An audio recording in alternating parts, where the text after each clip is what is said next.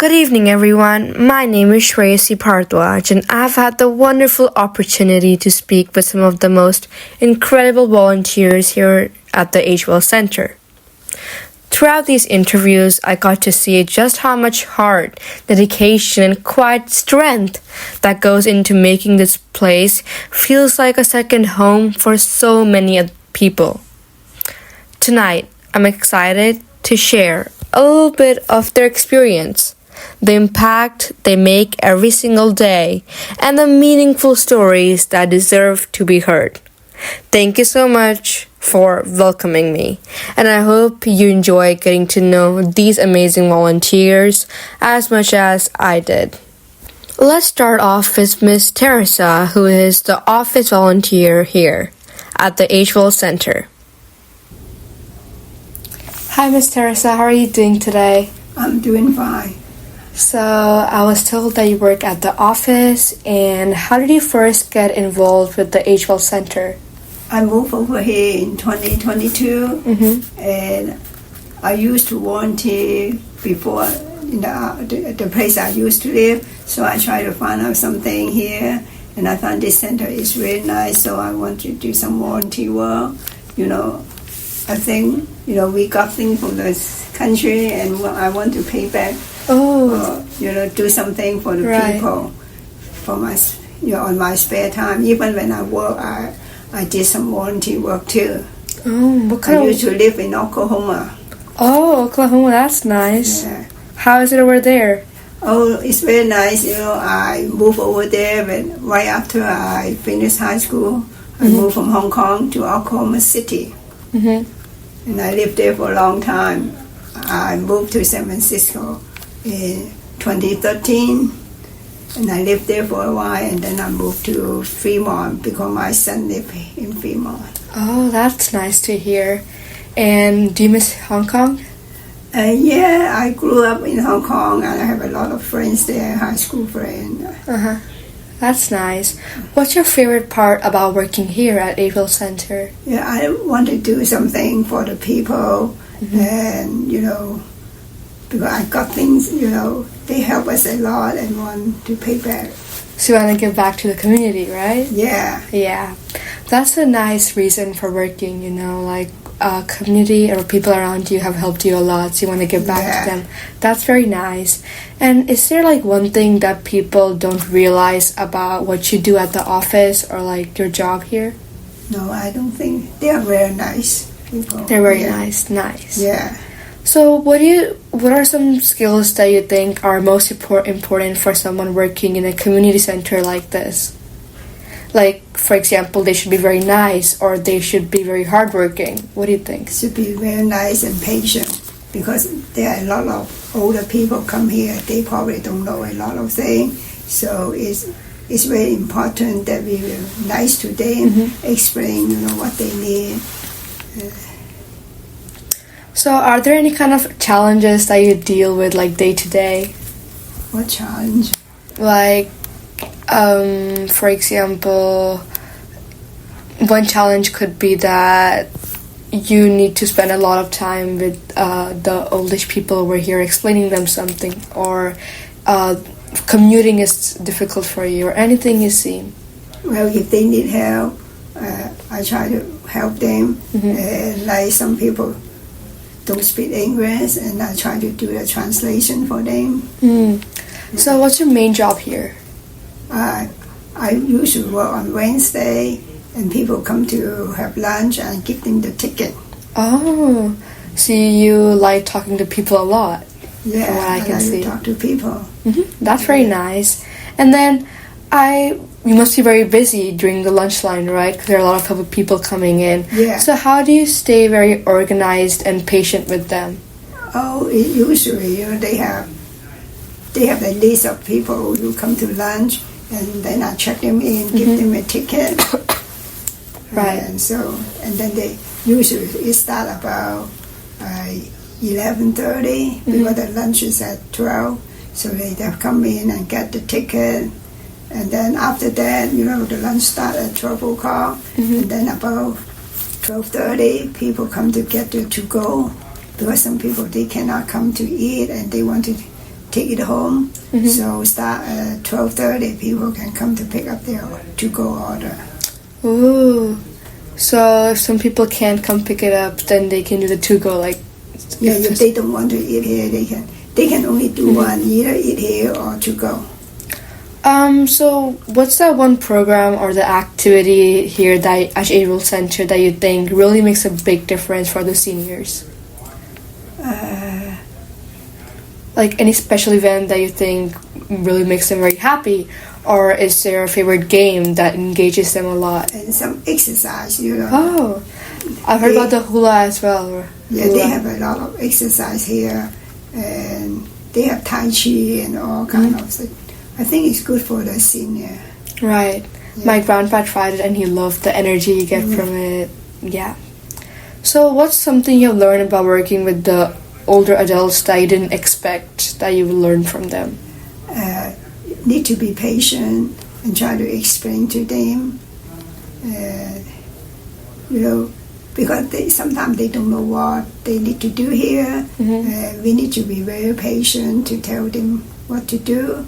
And if they don't know what kind of activity we have here, I try to explain to them and give them the brochure so they can know what kind of activity we have every day. So. That's nice. And then these are going to be some friendly questions. Like, what's one moment that has made you smile recently? Oh. Like anything special happened? Not specifically in Able Center or like at your home or somewhere else. You know, when my grandkids come over, you know, they do something and sometimes they ask me to help them. You know, I'm very happy when they come over. Yeah, my grandma too. She's very happy when I go to her. Yeah.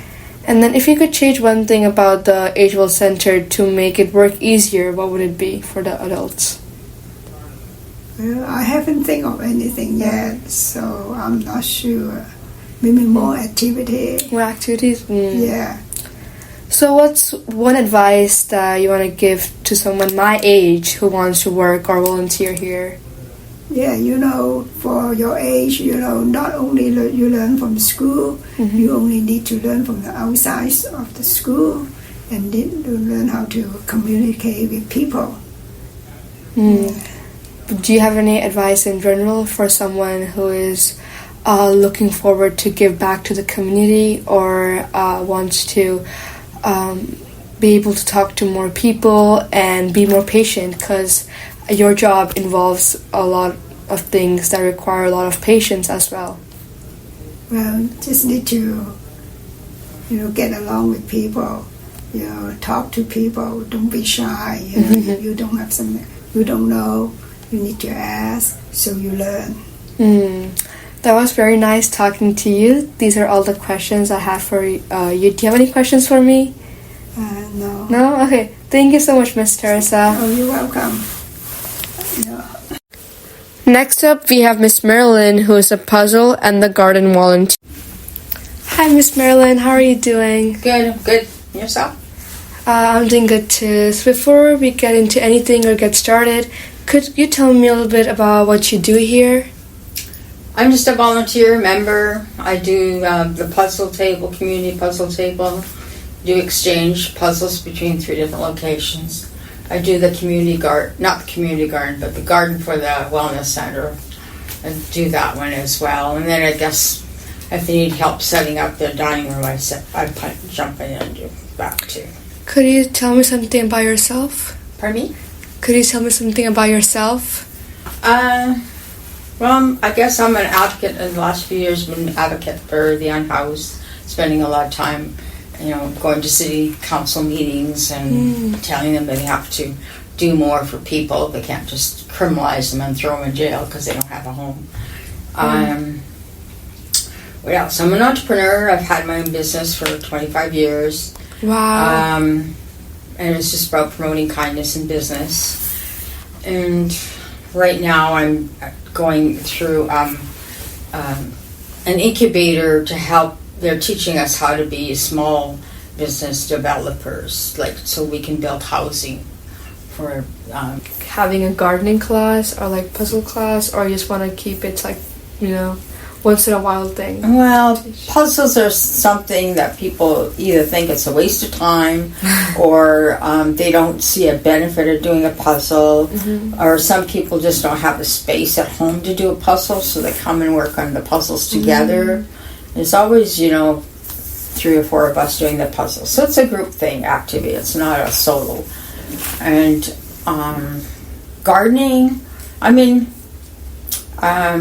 we asked for volunteers. They asked for volunteers, and I said, I can volunteer. And so all of a sudden, I'm in charge of the garden now. I was like, I just volunteered for the garden. But there's always something to do. We can learn about different. So maybe in the springtime we could do a cooking class for some of the vegetables that we've got going, and we could do that. I've done that before. That's nice. And then, what's like the most surprising gardening tip that you have learned from working here? Like, this kind of plant only grows here. Well, I have another volunteer that I work with, and she's out there right now, ripping up some plants that were the end of season kind of things. We pull them out, and she's taught me a lot actually, about coffee grounds, how you need to dry out the coffee grounds, put some sugar in them, and let them dry out, and then spread them out. Don't take hot coffee grounds and spread them right away. And she likes to experiment. Sometimes she'll say, "Oh, that's not a winter vegetable," and I'll say, "No, we can just try it. See how it works, because the winters here get cold, yes, but they're not like snow." Right. So you have your different seasons, and you have to pay attention what grows in what zone and whatnot, right? So we all get to learn something. Are there any stories behind seniors helping out with gardening, or any funny or cute stories that you might have? I don't really have any cute stories about or with puzzle. Gardening. I had a gal come in and she wanted to volunteer just do watering. Well, the watering here system is kind of tricky because you have to unlock the lock, and the hose is heavy, and then you have to tighten it. So she never came back. We showed her once, and she never came back. So maybe it's difficult for some people, but you have to be willing to learn. If you're going to come and volunteer anytime, you have to be willing to learn, right? And you might have a better way of doing things than maybe I'm telling you, but one of the things we learned is that we need to keep communicating. If you want to plant something, you got to tell me what you planted, so I don't think it's a weed and pull it all out. Right. These are probably going to be some tricky questions, but you like gardening or organizing puzzle, or solving them more?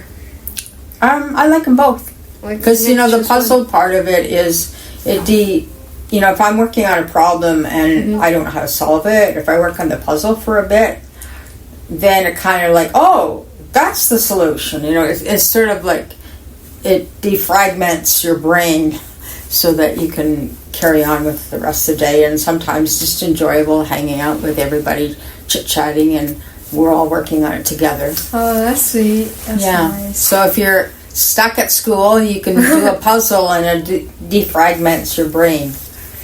But clears it out. What I've seen, what advice do you have for those teenagers who are oh my god, I'm so done with schoolwork, I'm just going to watch YouTube or on Instagram? Yeah, well, the unfortunate thing is that they're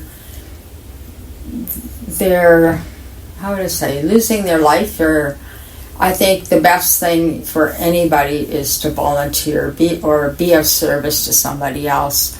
If you keep saying I'm tired of this, well then come out and do something about it. Don't complain about it. Get out and be a service to other people. Help them solve the problem. Maybe they just need some company, or maybe they need some help, setting up the dining room. I don't know. There's lots of things to do here. It's not there's only one thing. Right. I liked how you mentioned that they're just basically losing their life, scrolling or being on social media. Because if you interact with people, that can make more connections, and then your eyes are not getting spoiled at least. And then what's that one moment that has been making your day every day over here? I'm just coming here and seeing everybody I see, and every morning when I usually come in for coffee, I go into the dining room and I say good morning to everybody.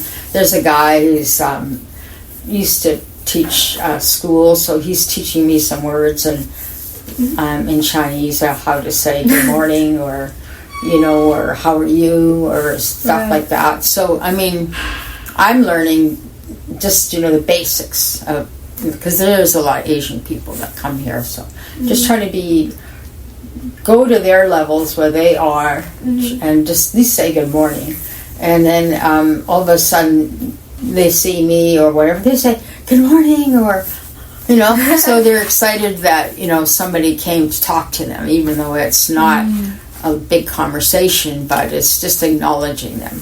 One thing I took away from that, you like how you can make someone else's day, like you're the one that people can talk to. I think that's a very important thing when you're like, oh, like I kind of feel demotivated, nobody loves me, but like people are there to talk to me, and I'm that kind of person that people want to talk to me, right? You know what I mean? Yeah. Like it's reciprocal. It's like wallflowers, like if I see a wallflower, I'll go over and talk to them. Right. Because they're probably so shy and scared, how I maybe have used to be, and I can sympathize or have compassion for them, and I'll just go and talk to them, and hey, let me introduce you to a couple of people, and all of a sudden their life is, you've changed something for them, and so they're not so shy, or they're not so scared, or whatever, however they're feeling at the moment. Okay. And then, do you have any advice for someone who wants to volunteer over here, or anything in general that you want to give a word to the world to like keep going, or something that could just make their day, or something that can motivate them to do their best? Or anything in general you have? I think just even somebody that's unhoused is on the street corner begging. If you're stopped at a light, you may or not have anything to give that person, but you can acknowledge them to say, hello, how are you doing? How's your day? What's your name? Nice to meet you. And carry on. I mean, that's just, you acknowledge that person is a person. Just because they're having a rough time in their life at the moment doesn't mean they're not human. Right? So, and then the other thing for volunteering, I always just say, just be in service. God always says, be in service. Whether you think God is in service, maybe you don't believe in God, but just be in service for somebody else. Right. Maybe somebody's struggling and they need help at the cashier, or something. Just help them. You also mentioned about housing a lot, and then can you please explain more on that? Like, you advocate for people who don't have a house or are homeless. So where do you got that passion or that idea for advocating for them? Well, I'm unhoused, and I don't look like it. Sorry. Very good. I'll just. So anyway, so I think part of the thing is that it gets to be very political. Let's put it that way. So I just make sure that I'm advocating for them. It's the old saying is that if you see something, do something. Right. So if you see somebody struggling, and you can interrupt or you can help them get what they need or whatever. It's the old adage is if you don't stand up for somebody that needs help, or there's a political issue or it's just a community issue, if you don't stand up for them, when you need help standing up for, nobody will be there for you because you couldn't be bothered to stand up and say something or do something. Over a lot, over the summer last year, I helped out with the flyers. And then just helping out with the casino event and everything. I was like, ooh, I haven't been here in a while, so let me just come back and talk to people over here, because the more you listen to other people, the more perspectives you get about the world. So yeah. And then, people like you receive more recognition because you're actually standing up for others, not only yourself. So I think you got a voice and people should hear it. Right. Thank you so much. Okay, thank you so much. That's lovely talking.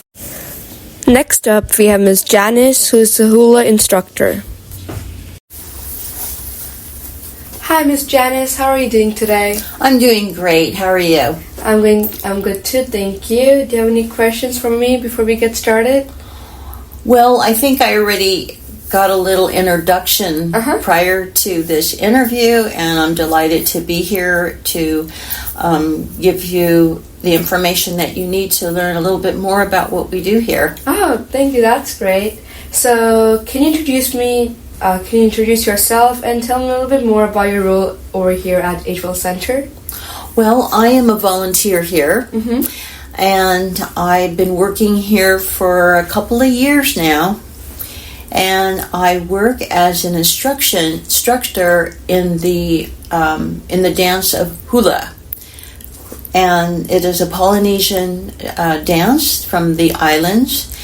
And what I love about hula is that it is a form of language and culture and a way of life that we see, especially as we get older. And I have taught through the city of Fremont for like 12 years. Wow. And I've taught from 6th grade all the way up to adults. But what I found was teaching hula here at the Age Wellness Center here in Warm Springs, I just get so much gratification because I can see how we have come to sort of full term. We're in another chapter in our lives of the people that I teach, that they're looking for something that is more than just working out or exercising. They start off with, I need to stretch, I need to do this. It seems simple enough. But what grows from this is something more internal. It's from your soul. So you learn how to believe in something greater than yourself and make it worthwhile. For instance, all of our songs are environmental, your family, beautiful, the oceans, the life, and so the songs are like interpretation of that.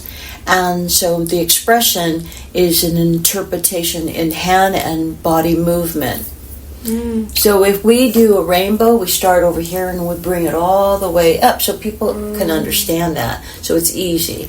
Something to bring from your heart and out and cross your arms is, I love you. So this is the kind of information, and they love it because this world is so maddening. They can come here and feel like live aloha. This is what we call live aloha, means you living the life that treats you with kindness, love, and family. Wow, before you told me what like the actual meaning and like why people do hula, the rainbow to show what we love, I thought of it as just a dance, but I didn't actually get the meaning behind it. But now I know like why people do it and how it can show like our environment, like you mentioned, our family, how your songs also portray that. So what inspired you to learn hula at first? Okay, well, when I was a little girl, I was raised by a single parent, and my mother worked on a shift that she was not always available to be with her children. So my brother, my sister, and we packed up and went to a lady's house who was from the island. She was a nurse, but my mother and her had an agreement of the shifts that they would work. So she had a morning shift and my mom had a night shift. So during the time that my mom wasn't there, we would be there in the evening, and we became like a family there. And so they had a great understanding. So I just remember happy moments when I was a child there. And then when I got to high school and I was in little talent shows and on the stage of a young boy in my high school I had a crush on. He told me, I saw you up there and you look like a bowl of jelly. That just brought everything down. I hanged up my hula skirt and called it a day. I quit because that was because I thought I was too fat, or I was just blubber, shaking. And then later on I realized in my later life that actually it was a compliment, that with jelly and movement it was all compacted in one person. So then I got married in my late teens, and it was a dance forbidden from me to do. So my husband was from a different culture. He saw hula as entertainment and not in his culture. Right. So we were banded by that, and until after I had my children. And then there was a friend of mine that introduced me to the hula group of church and hula praise, and I became involved. And since my husband was somewhat spiritual and somewhere, he accepted that, because it wasn't like in an audience where people were where he felt they were gawking, but more like they were interested in hula and praising the Lord and this like. And then after that, I went into the schools to teach through the Fremont Recreation, and then I came here, and I do a lot of outreach. So I go to the Masonic home in Union City, and I've come here, and we do volunteer, and there's churches and a lot of senior centers, the living assistant care we go to, and the Sisters of the Holy Name, Sisters of the Holy Name, we go there. They're very inspiring.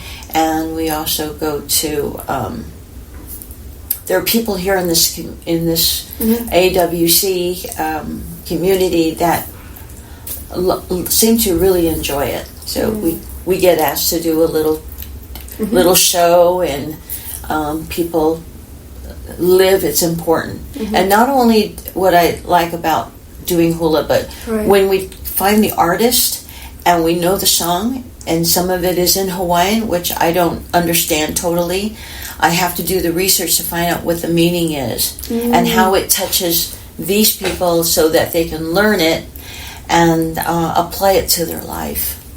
Oh, that's very nice of like researching out to actually get to know what the song means. And one thing I liked is that your motivation kind of got pushed back when like your crush said that. A lot of children don't feel there's anything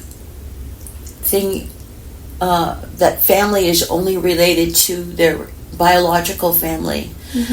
But in Hawaiian, the ohana could be just a friend that then became part of their life. So that's something I would say. And I actually, as a senior and adult, I would say the meaning of hula is ohana, is family. You become family when you join my class. You become family when I even speak with you. Well, that's very nice to see, to include someone part of your family or your community, because that might have just made someone's life or their day to be included. Really, it's almost like a blessing. Yeah. So do you have any advice for someone in general who is like struggling with anything in their life, or they've got into a roadblock? Feel like you belong. Feel like you belong. Because if you don't feel you're belonging, you get lost. And then you might get stuck somewhere that you don't want to be. But if you feel like you belong to something, you have something to look forward to and long for. That's very nice. Sorry, I'm taking a lot of your time, but one last question to end on a lighter note is there anything crazy that you did in your childhood that if you would like look back to right now and you'd like, oh, why did I do that? Or anything like a special memory you have from your childhood? That's a happy experience? Yeah, like something that you like looked up back to right now, you're like, oh my god, I can't believe I did that. Or that was like the best time I ever had. I would probably say the best time. I'm living my best days now. I have to say that because we have come so far in our lives as an adult and beyond, and children are out of the house. Everybody moved away, so I would say. But in my lifetime, something exciting that happened would be when my daughter joined me in hula. Wow. And she said, we did hula praise for a church, and they asked her, why are you here? And she said, I'm here because I want to find another way to express communication to God, or to express myself to God. So that was like the biggest happiness, is that she found a way to express herself and to reach God. I think that was very powerful. Wow, what a great message. And to see someone follow up with your steps of loving hula and seeing it as a way to include people as well. Yeah, and consistency is good for my family too. They know. My son, I have a son, when he went to college, he said, Mom, how did you learn hula? You don't have a certificate. You don't have the education for hula. And he's right. So hula dance, you don't need a certification. You just need to know. And the person that approves you is another kumu, another instructor. They see, they watch, they know that you know enough about the culture, then they give you that title. Wow. So just 2 years, 3, maybe 4 years, just 4 years ago, I was given kumu, That's which nice. is a great honor. And he goes, how did you get that title, and how do you learn hula? I go, because all the years that I've taught. So it's a good thing. Wow. And he is a dancer. Oh, that's So very nice. my son's a dancer, and just for recreation, hip hop and things like that. But he is he's a bioengineer, and then my other daughter is in pharmaceutical as well, and then my youngest one just became a chiropractic doctor. Ooh, that's cool. Thank you, Ms. Janice, for being here and joining me today. Oh, thank you. It was great to learn about hula and how it has shaped your life and how you did not keep giving up on what you love, right? So, thank you so much. Yeah. And God bless Yes, you. live aloha. Yes, thank you. All right, dear. Thank you. Next up, we have Ms. Mernal, who is the office volunteer. Hi, Ms. Mernal. How are you doing I'm today? doing good, thank you. Good morning. Good morning. Before we start, do you have any questions for me? Forgot to get your name. Sorry. Shreyasi? Shreyasi. Yes. Yeah, thank you. Thank you for giving us opportunity for volunteers to no problem. hear our voice. Yeah, Uh-huh. thank you. So, before we get started, could you introduce yourself and tell me a little bit more about your role here at HWell Center? So, my name is Mronal Patel, living next door to HWell Center South Fremont in Pauline River with my parents. That is senior facility, but still they allowed me because mom is my caretaker. As you see, I'm on wheelchair. So, from the age of 3 years or 3.5 years, I have a poliomyelitis. So I'm always on wheelchair. So this life is not new for me. But still I am happy with whatever the family support I got all these years back in India as well as in USA. My volunteering started in South Fremont HWell Center from the first day when they opened, because I always wanted to do something, and I heard that they are having second Agewell Center for Fremont right next door where I'm living. Wow. Because when we moved to this community, it was the first residential building. Everything was so quiet. After 5, it was like scary to go out and walk. But now, after like this is my, you can say we moved here in 2019. So this is my 7th year, if I'm not wrong in counting. But that time, starting few years, 2 to 3 years, nothing was here. Then they started building up this community center. Then after that, next door they have so many, like 55 plus community, residential, commercial, residential buildings also. So now it feels like our home, very pleasant. Whenever we see same faces, even we don't know their languages, because we have so many Asian community, so like a big community with Asian people. But even they are very friendly because we see same faces for years. So it is more comfortable when you see different faces than whatever the faces you see when they don't speak your language.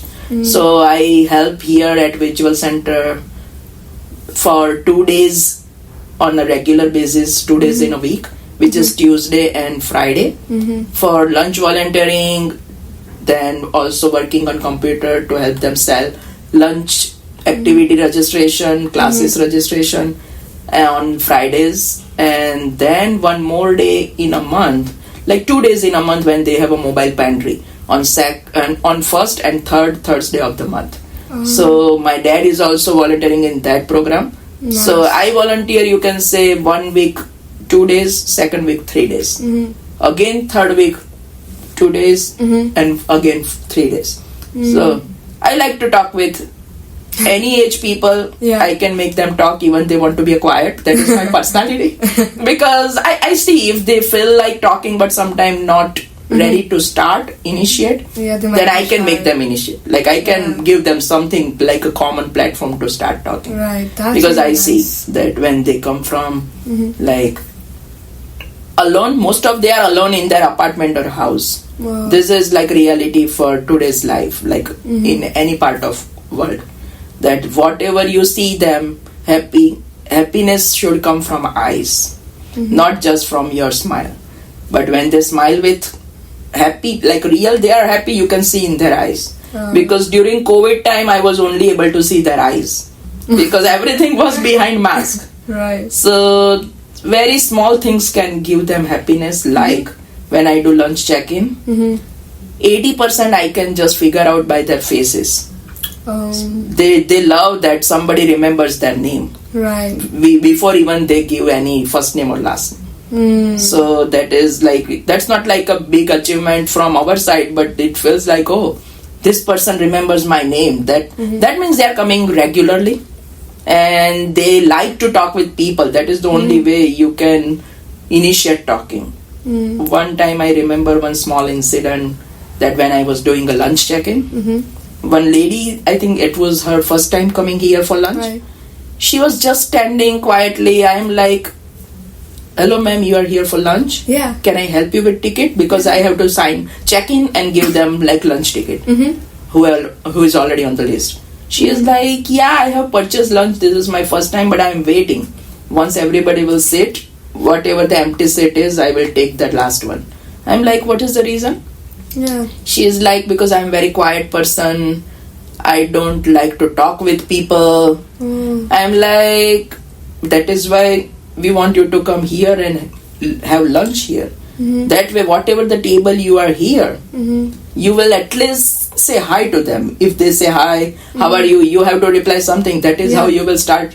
Then after a few weeks, she was so happy that on her own decision that good that I decided to come here. Now I have friends. I'm like, see, this is how we see people changing in their eyes, because they first time they don't feel like comfortable talking with strangers, but then they are pretty much comfortable, very happy. They like to come again and again.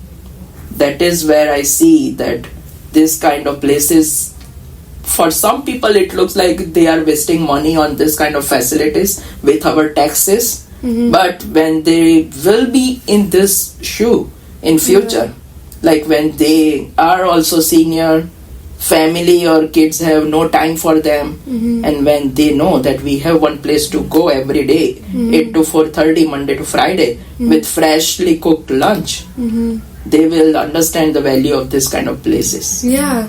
Right, because it's not easy for people who can drive, who can catch flights or think, because brain is working pretty much like 150% right now.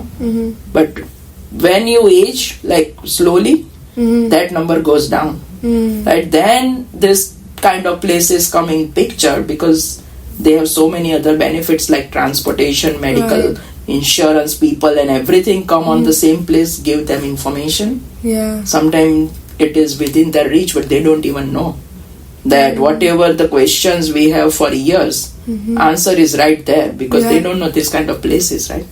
So I like, my main interest is transportation. I'm also volunteering for CAPS, which is a which is specially for seniors. So we are a commissioner, like ambassador for them to talk and get information and spread in the community. So you mentioned about poly. Can you? My polio. Oh yeah. Poliomyelitis is a disease which I was normal kid when I born, but we had back then in India, everybody has to take polio vaccine. Yeah. They used to, I'm not sure about current scenario, but used to have live virus in the vaccine, which is like, if I am already having that virus active in my body, or that virus already attacked my body, and same time if I'm getting that vaccine, that maybe something triggered, and I got polio after getting vaccine. So which is to prevent polio, but it caused polio to me. So that was like, maybe whatever the reason it was, because I'm not that much familiar with the medical researches or something, how it triggered. But poliomyelitis is a disease which is like, it started from my leg toe, and it came to my knee, then other joint, and it stopped right at my shoulders, or like, so it did not affect my brain. Brain was the only part left unaffected. Otherwise, at the starting, when that particular virus attacked me at that age, I was on oxygen for starting 1 year, because lungs and everything was affected and damaged. Right, so that was like, I was very young, did not understand, but my parents must have hard time dealing that time. Yeah, so did you wish that your life would have been different, or you would have a better life if you didn't have polio? Yeah, definitely, because I grew up with like 10 to 11 siblings. Wow. All cousins, my 2 sisters and other cousin, because dad's side family, they had 5 brothers and 2 sisters. We had a big house, grandpa, grandma, and everybody was living under same roof that time. But I was very young, so when you see other people can do normal activities, which is like never going to be yes for you. But that time it was not that much a big deal, because I was very young. I was not understanding that many things. But gradually when you grow up, you are used to of not doing certain things. Learn that when you ask someone something, then if they have the answer, then you got Mostly you will see that at least few of them have that. But you never ask, then you just guess, so my question does not make sense. I should not ask this, that. They have so much going on behind, like they are just talking to themselves. Rather than just ask somebody, if that person has no answer for your question, that he or she might guide you to someone who definitely have that answer. Right, and this kind of places are ideal for your questions. Like if they ask about, I need help for housing, my mom is having this problem, we are looking for caretaker. So many things, just they think it is too much to ask for, but that is must for that particular person. That if you don't get answer, then they might not able to live even a day to night. It's not possible for them to pass a day.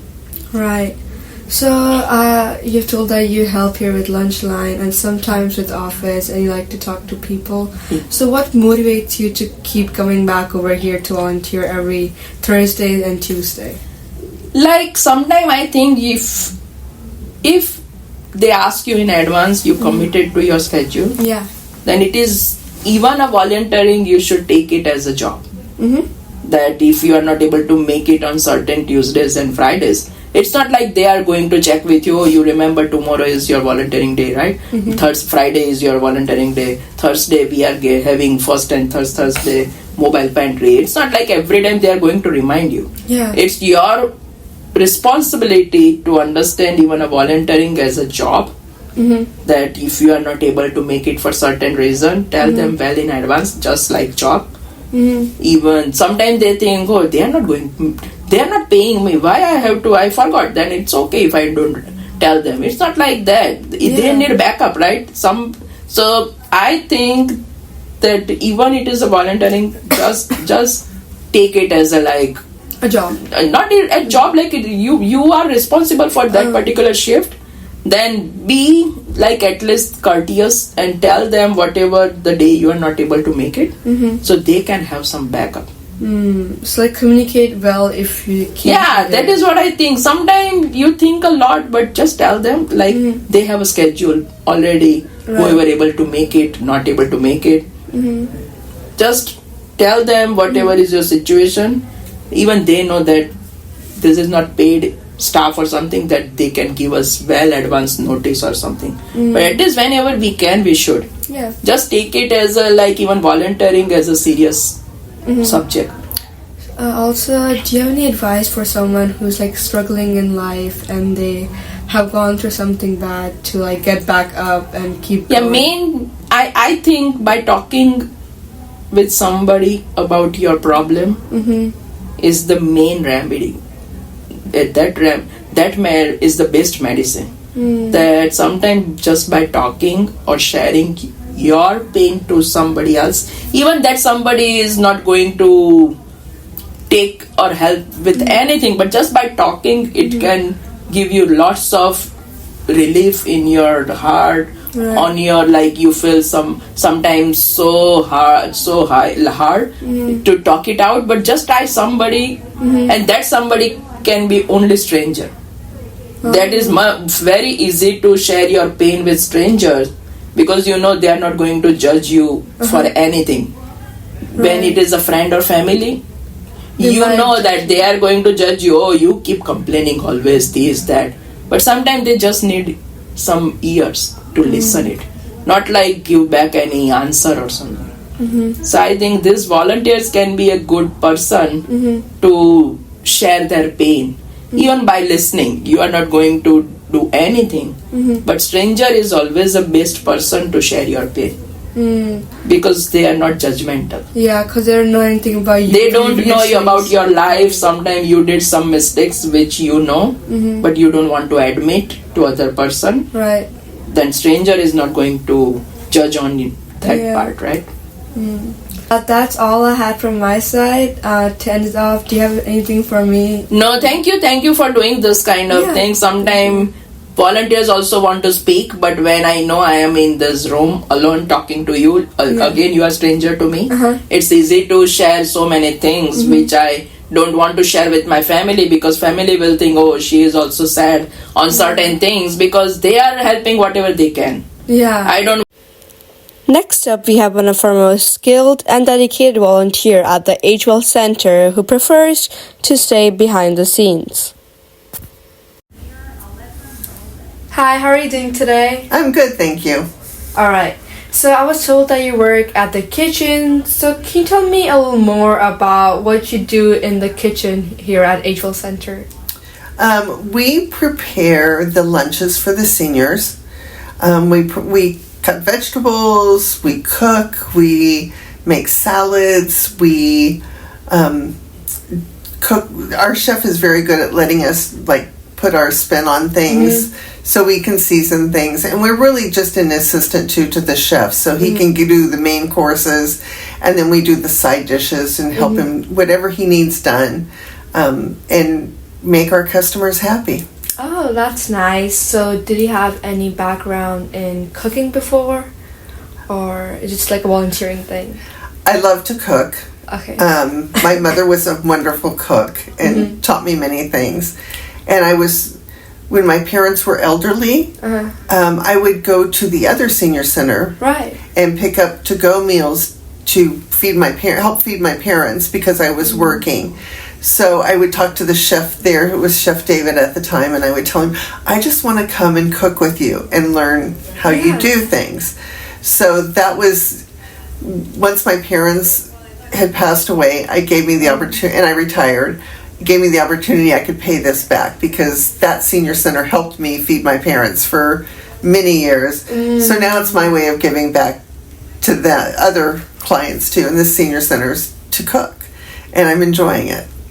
That's nice. I'm sorry your parents passed away, but that also gave an opportunity for you to like give back to the community. Yes. Because like the HL Center community allowed you to feed your parents. What's your favorite part about helping out with the meals? I like cooking from scratch.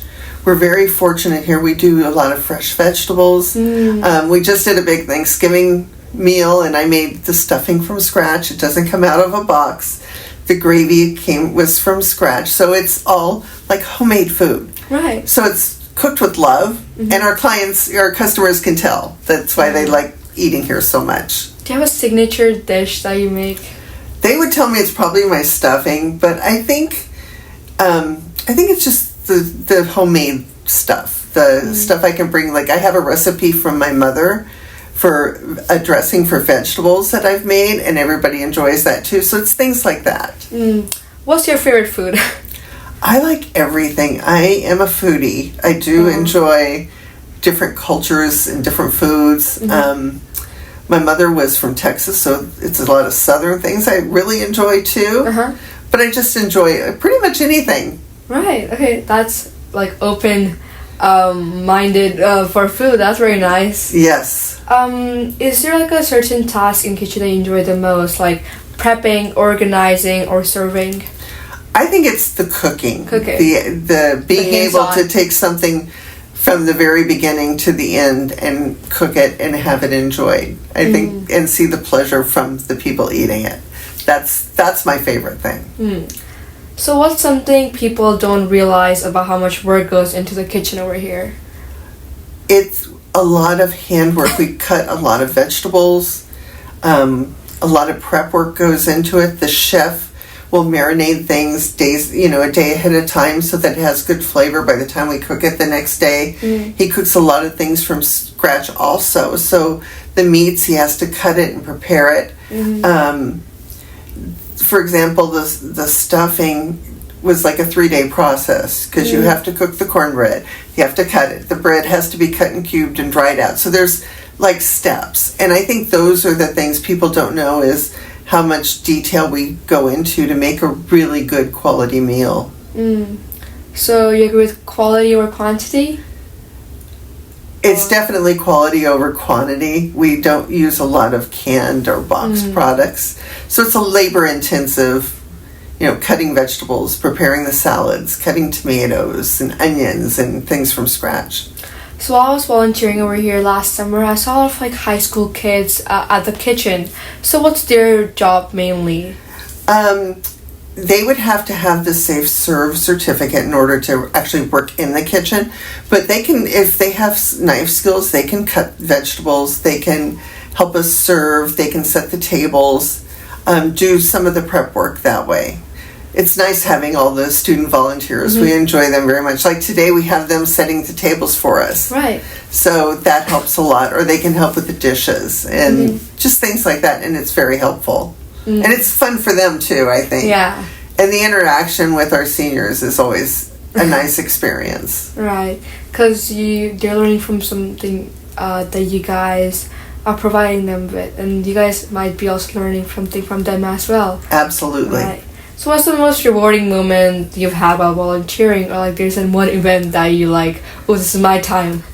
I think it's having the customers, I call them my customers, come up and say, that was delicious. thank you for making that. Right. And it's like, are you cooking that today? And I'll say yes. Oh, good. We know it's going to be good. Wow. So those are the types of things. It's kind of like we make potato salad from scratch. It doesn't come out of a carton. We make macaroni salad. It comes from scratch. We cook the macaroni and cheese. We make the cheese sauce. We make it from scratch. Those are the things. And when the customers say, oh, are you making that today? Because they know it's going to be really, really good. Wow. So what's that one challenge in the kitchen that you that you've learned to handle well? I think the constant moving parts, like our numbers, our quantity will change of how many people are dining in. Or we don't have the product we need to make the lunch that we need to make. Those are the biggest challenges. But we're really fortunate. Chef Luis is very good at switching and changing things up if necessary, and he does a really good job at that. So he's our guide to making things perfect. I talked to Miss Marilyn before, and she told me about the garden. So has the garden been a great help for you guys with all the cooking, like the growing mints and spring onions and other edible plants as well? Some of it. Unfortunately, sometimes other people come and partake of our garden, so there's not a lot for us. They'll come and pick our vegetables, and then we don't have as much. So we don't get a whole lot from the garden like we would like.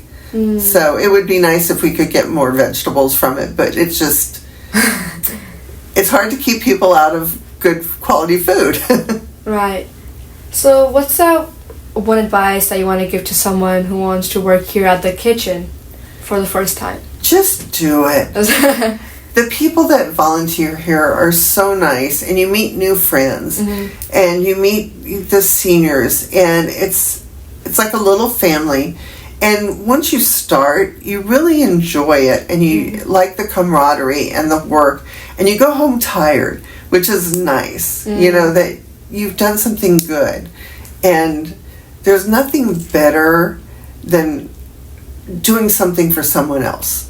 It makes you feel good inside, and after you've worked here and you're tired and you're like, your feet hurt, but you're like, everybody was happy. They really liked the meal. This was a good thing. And you go home happy.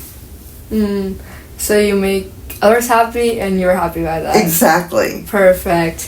What keeps you coming back to volunteering here? Food? Cooking?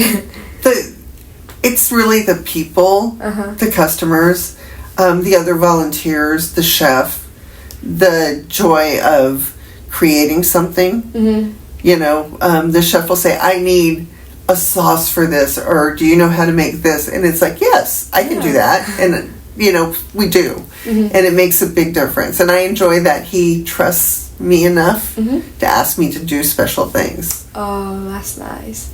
He can trust you. That's good. Yes. Yeah. So cooking is a big part because you're eating, right? And someone wants their meal to be just very good and relaxing and very flavorful. So if someone is a new customer, or me, what would you serve them? Like your signature dish, or like something that you're really good at, and they're like, oh, this is the best. Well, our special meals, like the turkey with the stuffing, our mashed potatoes are homemade. Those are always delicious. And I think those are the things to come for. Or when the chef makes his like chili verde, the Mexican stews, those are delicious. I would say come for his special chili verde and his rice, and that would be it'll warm your soul because it's delicious. Right. And flavorful and from scratch. Wow. So also you mentioned about how you cook from scratch, and do you think you do that mainly because the other products, they might have something involved in them, or they aren't produced well? I think any time you can do something from scratch versus out of a can, out of a box, out of a shaker of seasoning, it makes a difference. When you're at home, you want good quality food, right? and you don't want all the preservatives or the chemicals or things like that. So I think that makes a big difference. You know, that you're doing quality over just fast and easy. Do you have some like other general question that you have any other hobbies? Cooking. I do enjoy crafting. I'm a Disney person. I love Disneyland. Oh my God. That I have some grandchildren that I help take care of, and I just enjoy being around other people. I used to volunteer also with Special Olympics when I was working, and did a lot of the fundraising for that as well, which warmed my heart. And I think that's things like that. Do something for other people. And I do like to travel. Travel. What's your favorite place that you've been to? I finally went to Europe. I had never been out of the country before, and that was a very magical trip. Travel in the United States a lot, and just getting on a plane. You feel like you're going on an adventure. What's your favorite cuisine? Like, you're like, this is what I go to. I have to say, I do love Texas barbecue. Is it? That's probably like one of my favorite things. And Japanese food. Give me some good Japanese food, and I'm a happy girl too. So at the Agewell Center, we have some people who are vegetarians or some people who have dietary restrictions. Do you guys have anything according to... We can accommodate some things. If you're a vegetarian, we can accommodate you and make a vegetarian meal and make sure that it doesn't have chicken broth or anything like that. We've done that in the past. It's easy. We have another person who can't have soy, so we try to make sure their protein is separate. If we're doing a soy-based sauce for it, that it's separate. We can do some, not all, but we can do like vegetarian. Vegan is hard for us, but we can, we accommodate as best we can, as long as they let us know in advance. So what was your part, how long have you worked for Special Olympics, like you mentioned? I did it for years, probably 8 or 9 years. It was part of where I worked, that it was our major fundraiser. We would work with them. We were partners with Special Olympics, so for quite a while. And it was the Tipicops, and it was all the fun stuff, the relay, the runs, the torch runs, things like that. So here are some quick advice or a piece of word that you have for someone else, like struggling through their life, or they just want to get into cooking, for example, or they don't know what direction they're going in. Volunteer somewhere.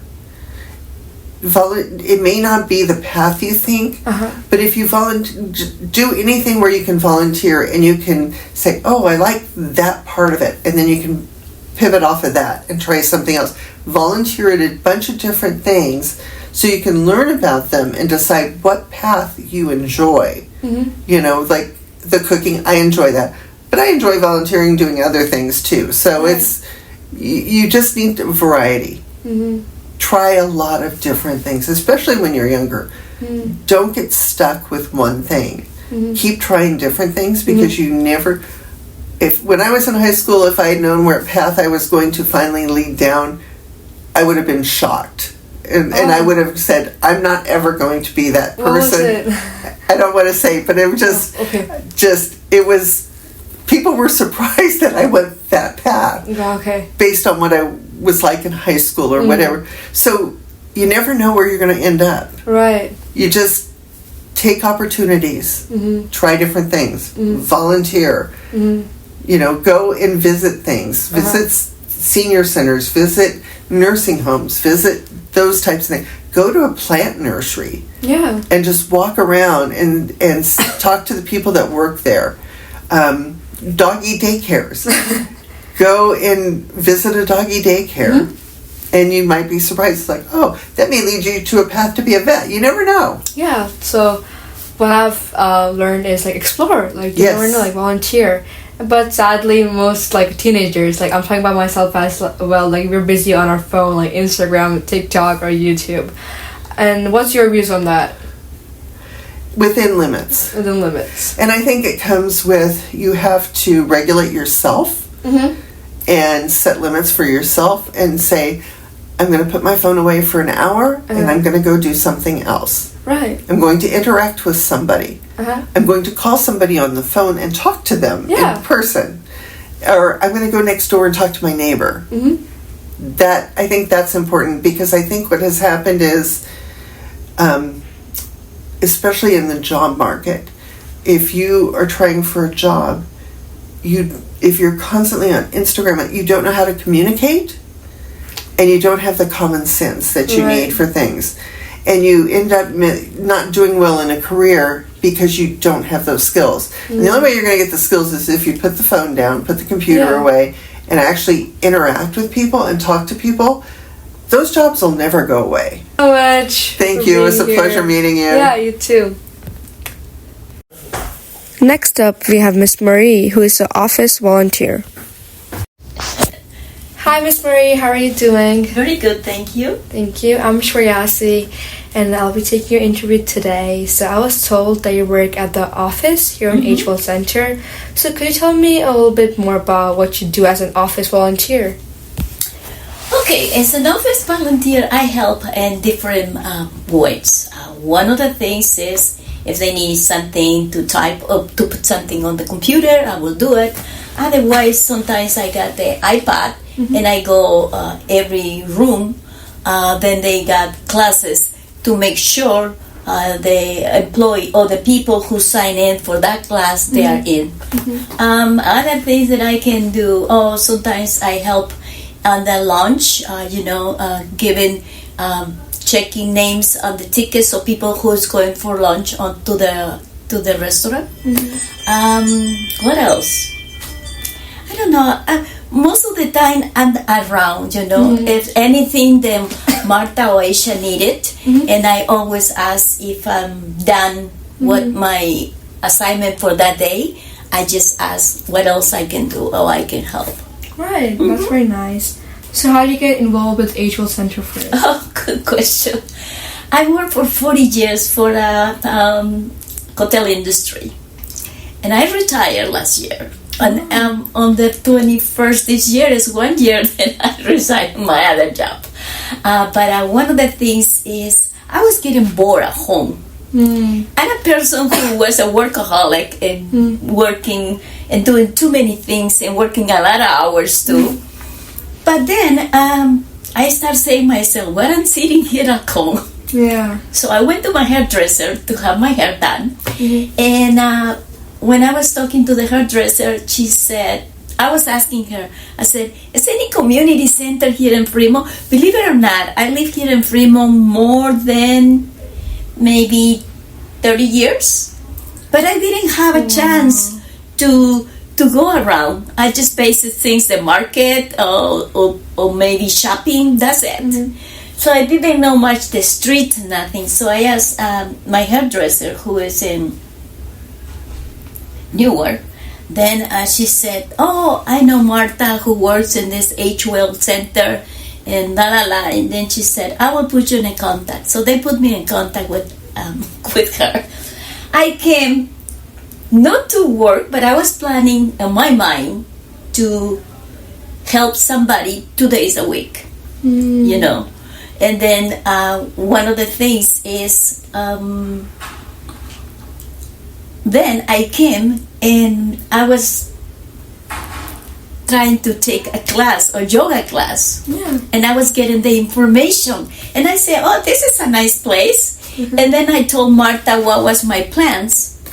Well, I was walking out after I get all the information. I walk out to the property. I was in the parking lot when Marta started calling me, Marie. And then she said, you know what? Somebody is not going to be able to work. Would you like to help here? Yeah. And then I said, great, yes, why not? So I walk in back, and then I filled out an application. And then she said, well, you need 2 people to refer you. I put one of my friends refer me, but then I decided to do it with a human resource at the place that I worked for many years. But I got in shock because it was supposed to be only a few words, but she just wrote completely a whole letter. That was so great. Then Marta called me and she said, you know what? I never had this. Then somebody wrote all those nice things about you. Would you like to work with us? And then I said, great, when? How about tomorrow? Yeah. And I said, well, I'm free, it's fine. So I came, and the beginning I was, since I work in the hotel industry, you deal with a lot of people.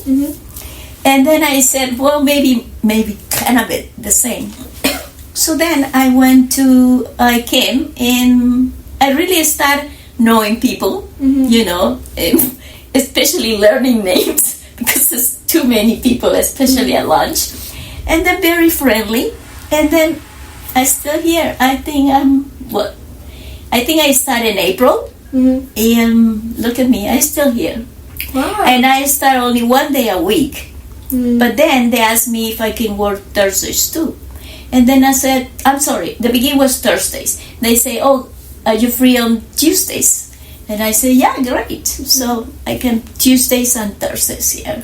Wow. The environment is great. It's nice people, the people who work, the volunteers, very polite, very nice. The chef in the kitchen is so nice too. It's a nice environment here. What's your favorite part of helping out in the office? My favorite part? Really I don't have a favorite part. I'm a person who likes to... I was a director in the hotel.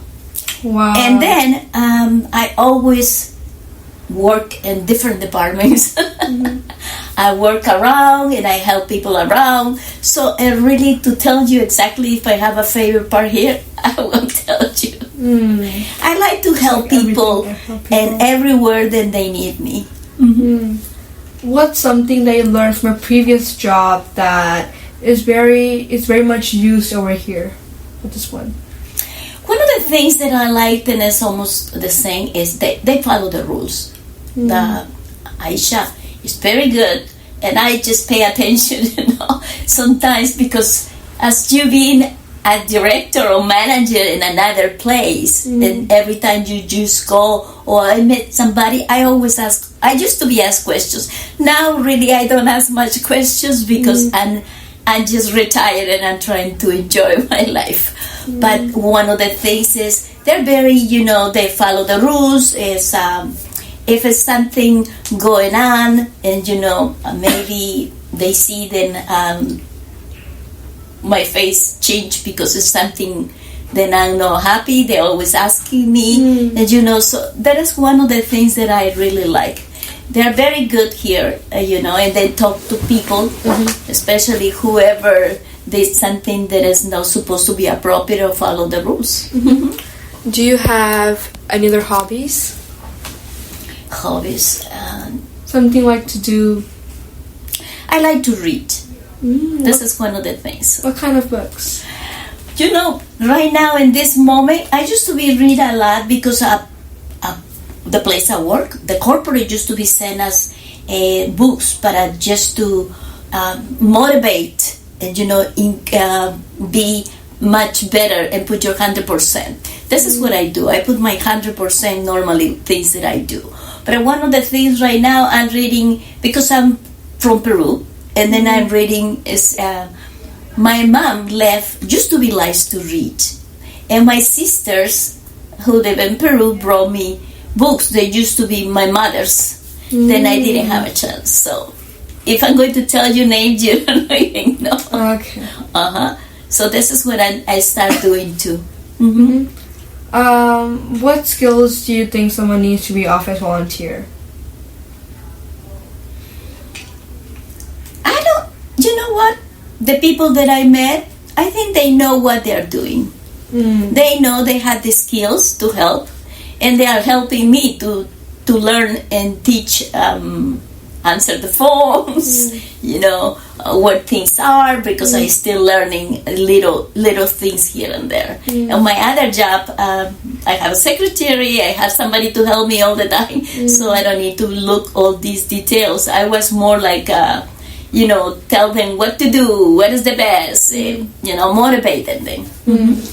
So is there any tip that you like to give someone who wants to volunteer over here, especially office, for the first time? Tips. Not Not really. I think Marta and Isha, they are very good, when interview those people. And I don't think they need anything for me. Mm-hmm. They know what they are looking for. Mm-hmm. That's nice. And do you interact with a lot of seniors in your job, like working a lot? And from others, I've heard that you need to be patient with them. And is there anything else that you feel like a skill that you should have while interacting with them? The only thing, I don't speak Chinese. Oh. I'm sorry. My last name is Chinese, but because my late husband, that's why. My late husband was Chinese. But I know a few things in Chinese here and there when I live in Peru, because I met my husband in Peru. My father-in-law used to teach my kids. And this is why things here and there, but I never practice. So now, every time I hear something, I ask one of the people, those retired people, they are coming, okay, this is like this, but can you just let me know the pronunciation so I don't make a mistake? But the people are really nice. Everybody is very nice. Right. Even the retired people who are coming here, yes. Are there any memorable moments that made you smile recently from here? Or an event or an activity? Was an event, but unfortunately I was out of country. Ooh. I was on vacation, so I didn't attend to the event. What keeps you motivated to keep coming back every Tuesdays and Thursdays? What motivates me? Because I know that I'm going to see those people, that I met, and then I know they're going to treat me well. When somebody treats you well, then you want to return. But maybe if I saw something that I didn't like it, it's possible by now I'm going to be here. I think that was all from my side. Do you have any questions for me? No. No, okay. Thank you so much, Miss Marie. No, thank you. I thought it's going to be worse. These stories remind us that volunteering isn't just about giving time, it's about building connections. Thank you to every volunteer who shares their energy, wisdom, and heart with Fremont Age Well Center.